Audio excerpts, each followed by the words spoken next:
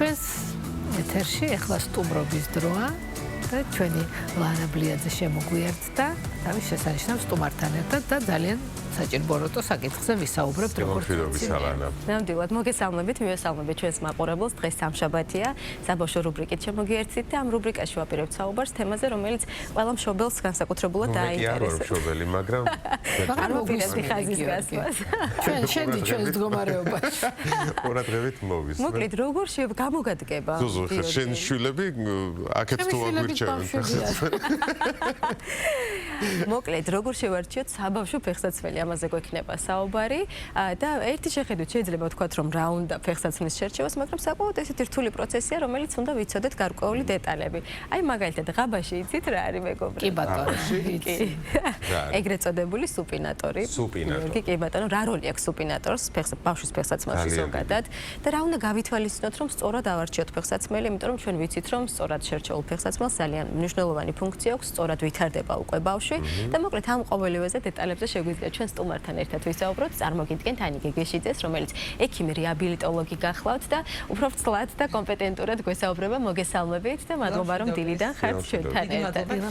მოდით უფრო ყურადღებით რომ მოგისმინოთ ჩვენს და ჩვენმა მაყურებელმაც პირველ რიგში საუბარი დავიწყოთ იმაზე, არასწორად შერჩეულ ფეხსაცმელს რა შედეგების მოტანა შეუძლია ბავშვისთვის და მშობლებისთვის, რა თქმა უნდა. ხო, ძალიან მნიშვნელოვანი არის რომ ბავშვის ფეხსაცმელი იქნას სწორად შერჩეული, რადგან მხოლოდ ტერფის განვითარებაზე არ არის აქ დამოკიდებული ამბავი.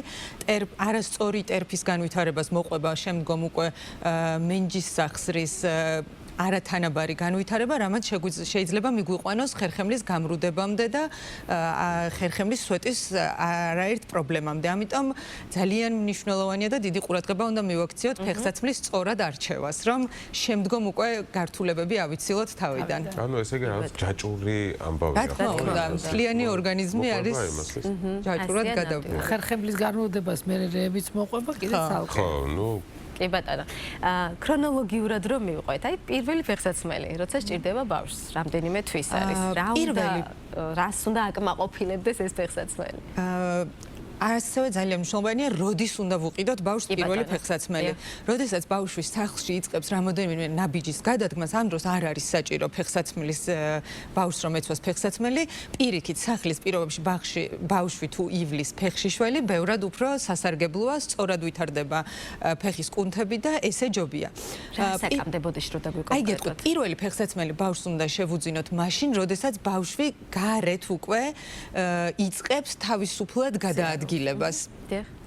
და ასევე უნდა გავითვალისწინოთ ძალიან ბევრი ფაქტორი, როდესაც ვარჩევთ პირველ ფეხსაცმელს. ეს ხდება დაახლოებით ალბათ 12-დან 18 თვემდე, როდესაც ბავშვი უკვე გარეთ შეძლებს თავისით გადაადგილებას. რა უნდა გავითვალისწინოთ, ამაზეც ვისაუბროთ. აუცილებელი არის, რომ ფეხსაცმელი იყოს დრეკადი. აუცილებელი ასევე არის, რომ ფეხსაცმლის ქუსლი იყოს მყარად დაფიქსირებული. არ უნდა მოხდეს ფეხის აი ამ პოზიციით გადადგმა და უნდა მოხდეს ქუსლი წვერი. სწორედ ამისთვის არის საჭირო, რომ ფეხსაცმლის ძირი იყოს დრეკადი და ასევე მინდა აღვნიშნო ეს მითი, რომ ბავშვის ფეხსაცმელი უნდა იყოს ცოტათი დიდი.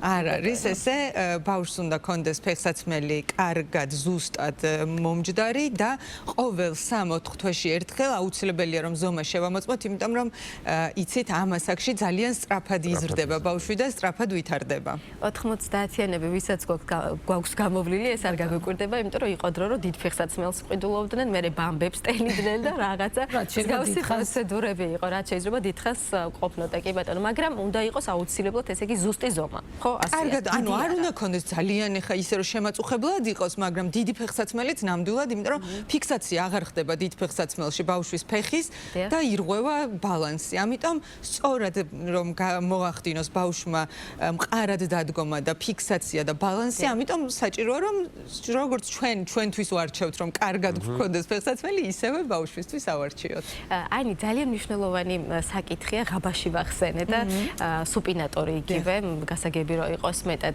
იყო დრო რომ აი ეს მშობლები დავდევდით ამ სუპინატორიალ ფეხსაცმელს რომ გვეგონა ვნებოდა, რომ ეს იყო ძალიან კარგი. რეალურად თურმე არ არის ასე, ხო? და პირიქით არ არის ასე ვთქვათ ექიმის რეკომენდაციის გარეშე არ არის სასურველი რომ კი, არასწორად ვიქცეთ. კი, ასე შეიძლება ითქვას, რომ ვიყავით, იმიტომ რომ მიშვილების აღზრდაში მეც მაქვს ჩემი წვლილი. და თქვენც ეძებდით ღაბაში მეც ეძებდი ყოველთვის სუპინატორიან ფეხსაცმელებს.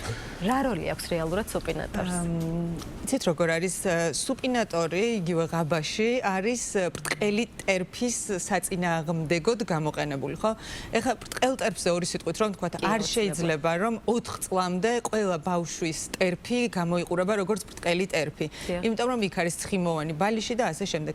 როდესაც 4-დან 6 წლამდე თაღის გამოკვეთა არ ხდება, სწორედ ამ დროს უნდა მიმართოს მშობელმა უკვე ექიმს. თუ ასევე ბავშვის ფეხსაცმელი მხოლოდ შიგნიდან იცვითება, ან ბავშვს დაღლილობა აღენიშნება, მცირე მანძილზე სიარულის დროსაც ფეხის ტკივილი აღენიშნება, ამ დროს უნდა მიმართოთ ექიმ რეაბილიტოლოგს. რაც შეეხება ღაბაშის როლს, ძალიან ფაქიზად უნდა შევარჩიოთ ღაბაში სწორად. უნდა მოხდეს აუცილებლად დიაგნოსტირება, ბავშვის ტერფის დიაგნოსტირება. ამის შემდგომ უნდა დამზადდეს ინდივიდუალურად საჭიროებისამებრ. ასევე მინდა აღვნიშნო, რომ არაფრით არ შეიძლება ერთი და იგივე ღაბაშის სხვადასხვა ფეხსაცმელში ჩადება. ყველა ფეხსაცმელს და ტერფს შორის აი ეს მანძილი უნდა იყოს შევსებული ინდივიდუალურად. ამიტომ თუ თქვათ ღაბაშს დაამზადებინებთ, არ ამოიღოთ ის და სხვა ფეხსაცმელში არ ჩადოთ და რამოდენიმე ფეხსაცმელში არ იხმაროთ.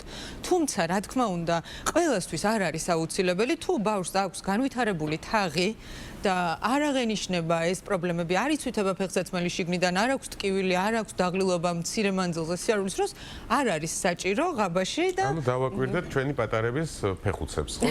როგორ ვითარდება თაღი. ვისთვისაც საჭიროა მარტო პატარების არა. ჩემი შვილები შეიძლება ესე ვიზუალურად პატარები არ არიან, მაგრამ 18 წლის ბიჭსაც არ არის ლაპარაკი მხოლოდ პატარა ბავშვებზე ზოგადად. ხო, ეს საინტერესოა რა საკამდე და რა ფეხის ზრდასთან ერთად მუდმივად უნდა მოხდეს ახალი ფეხსაცმლის ზომის ცვლილებასთან ერთად, როდესაც ბავშვს გვაქვს საუბარი, უნდა მოხდეს ღაბაშის ცვლილებაც. თუ არ იზრდება ფეხის ზომა, მაგრამ მაინც რაღაცა პერიოდულობით საჭიროა ახალი რა თქმა უნდა, ცვეთა ხდება ღაბაშის, ის თაღი, რომელიც შევსებული არის ფეხსაცმლის და ტერფს შორის ჯდება, ასე ვთქვათ, ხმარებასთან ერთად იცვითება და ახლობით რა პერიოდულობით უნდა მოხდეს. წელიწადში ერთხელ საკმარისი იქნება. ნუ რა თქმა უნდა, თუ ყველა ფეხსაცმელში სხვადასხვა ღაბაში გვიდევს და ყოველდღიურად ერთი და იგივეს არ ვხმარობთ. გიორგი მარკეტინგი ახსენა და მე ცოტა მოდის ტენდენციებსაც დავამატებ და ხვდებით ალბათ რომ ფეხსაცმელზე უნდა ვისაუბრო, ეს არის ეგრეთ წოდებული კროქსები, რომელიც ძალიან ტრენდულია, ბავშვს დიდს ყველასაცვია და სადაცვია, ხო? სად გამოიყენება, ეს არის ყველაზე მნიშვნელოვანი. ვიცით რომ სანაპიროზე კი ბატონო, უკონკურენტოა, მაგრამ დღეს უკვე სახლში, ბაღში ყველგან აცვია, ამ შემთხვევაში ბავშვებზე ვისაუბროთ, ქუჩაშიც ეს კროქსები. რამდენად სწორია და რა სიხშირით უნდა გამოვიყენოთ ეს ფეხსაცმელი? რო შევეხეთ კროქსებს, იცით როგორ არის ერთ-ერთი ძალიან მნიშვნელოვანი, როგორც ტერფის განვითარებისთვის, ასევე ძალიან მნიშვნელოვანი არის რა მატერიის ფეხსაცმელი აცვია ბავშვს, ხომ? რა თქმა უნდა, ბავშვს უნდა ეცვას ნატურალური მატერიისგან დამზადებული ფეხსაცმელი, რაც კროქსები არ არის. კროქსებს აქვს თავისი ფუნქცია, არის კაუჩუკის, არის ადვილად გასამშრალებელი და არის შექმნილი ან აუზისთვის, ან ზღვის სანაპიროსთვის და ასე შემდეგ.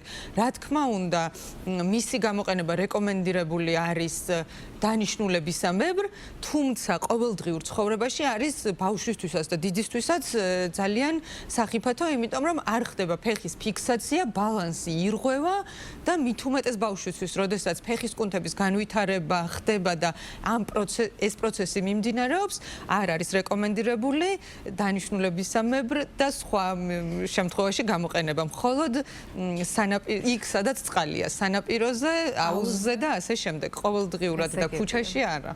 კი ბატონო.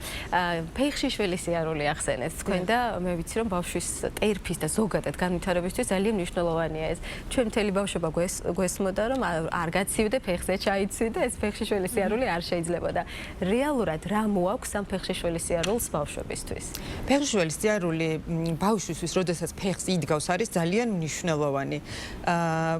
სწავლობს ბავშვი ბალანსს, სწორად ვითარდება ფეხის კუნთები, ის აღქმა, სენსორები, რასაც შეხებით იგებს ბავშვი ზედაპირზე, არის ძალიან მნიშვნელოვანი. ამიტომ ბავშვებს მით უმეტეს იმას აქში, როდესაც ახალი ადგმული აქვთ ფეხი, ნუ დაუშვით სახლში ფეხში შველის სიარულს, რა თქმა უნდა, ისეთ ადგილებში, სადაც ჰიგიენის ნორმები იქნება დაცული, თავისუფლად შეგიძლიათ მიზანშეწონილია და ძალიან დაეხმარება ბავშვს განვითარებაში. კი ბატონო, ძალიან დიდი მადლობა. საინტერესო იყო თქვენთან საუბარი. დიდი მადლობა დაინტერესებისთვის. კი ბატონო, საინტერესო დეტალები დაიმახსოვრეს, რაც გამოადგებათ შემდეგ ფეხსაცმლის არჩევაში. ანი გეგეშიძე იყო ჩვენი სტუმარი. მადლობა. დიდი მადლობა ანის საინტერესო რჩევებისთვის. კი, ნამდვილად საინტერესო და გამოსაყენებელ რჩევები მოვისმინეთ.